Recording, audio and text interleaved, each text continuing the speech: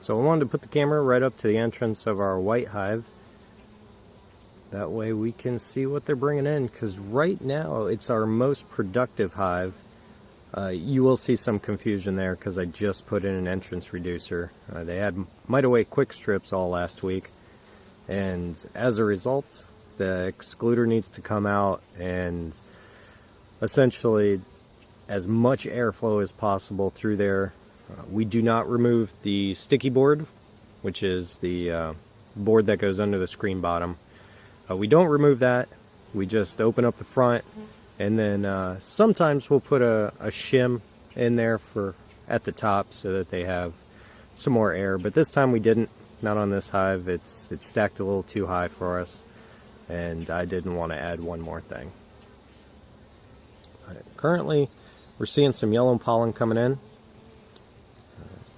Well, trying to come in. He's looking for the entrance, and they got to get oriented. You'll see white pollen right there on. He hasn't really landed yet. He's almost. But you'll see the white pollen soon, and that I still have to research and find out what that is, considering all we have really in the area is goldenrod going, and yeah, you can see them real good. And I see yellow pollen. There's actually a bee on the landing board right here that has a strip of pollen on his back. His legs are not very, I guess his pollen pouches are not very full, but he's got this white stripe on the back, so he was definitely getting down in there, whatever it is. Yeah, lots of white coming in, so I'm definitely going to have to look that up. And then there's some tainted yellow and some bright yellow, so that'll be interesting. But this is the first day after mite away quick strips are done, and all the onslaught of bees dying and brood being taken out is over with. So we're going to investigate later this afternoon. Maybe just take a peek through the top, not do a full inspection, and make sure that the bees still look healthy and we're not dying right now. All right.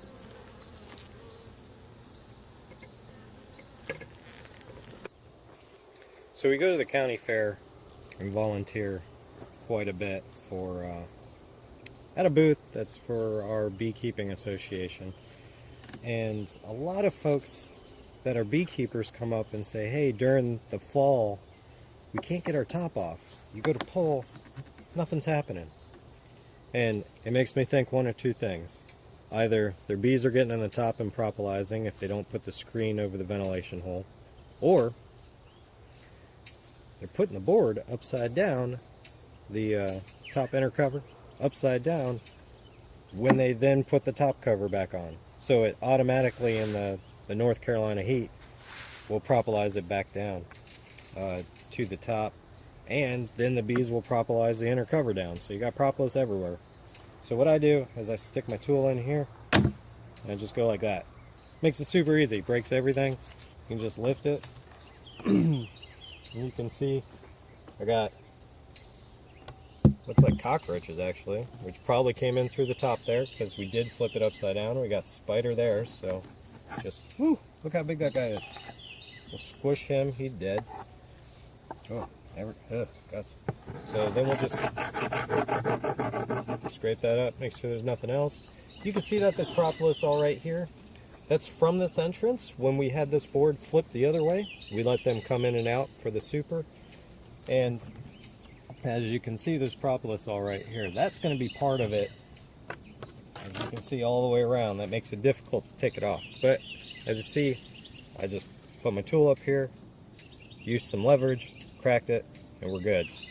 So for you beginners, if you have problems like this that you think are super simplistic and you just don't know how to solve it, give us a comment. We'll tell you how to solve it. And if nothing else, if I've never heard of it, I'll try and replicate it, and then we'll see what we can do. Because if you can't figure it out and I can't figure it out, I'll find somebody who can. Anyway, we're gonna clean this stuff off. I don't know why there's dead bees up there, except for the spider getting them, but he was all cocooned. Anyway, I'm going to pop this open. Hopefully you were able to watch up here and not down there, because those guys are awesome. You'll see they're building comb out from one of the new frames I put in there. They had a frame in there that was full, and I took it out, and I didn't think about, well, what's going to replace it. So I'm standing out here with my full frame all happy, and I didn't have a frame to put in there. So be prepared. That's another thing. Everybody makes novice mistakes. I wasn't expecting to even look through this hive, and I ended up doing it. And that's how I wasn't prepared. Anyway, thanks for joining. Take a look in the hog half comb here. Just doing a little peek. I like to crack it, and then what I'll do is I'll slide my tool down, if it works. This hive has been known to propolize quite a bit. Right now they may not have, because we had some mite-away quick strips in. So this is actually coming off much easier than normal. And crack. Hello, bees. So you'll see they like to sit up there. These bees will propolize that vent. They do not care for that. Looking at the hog half comb. So we got not capped, capped, capped, capped, capped, getting capped, not capped,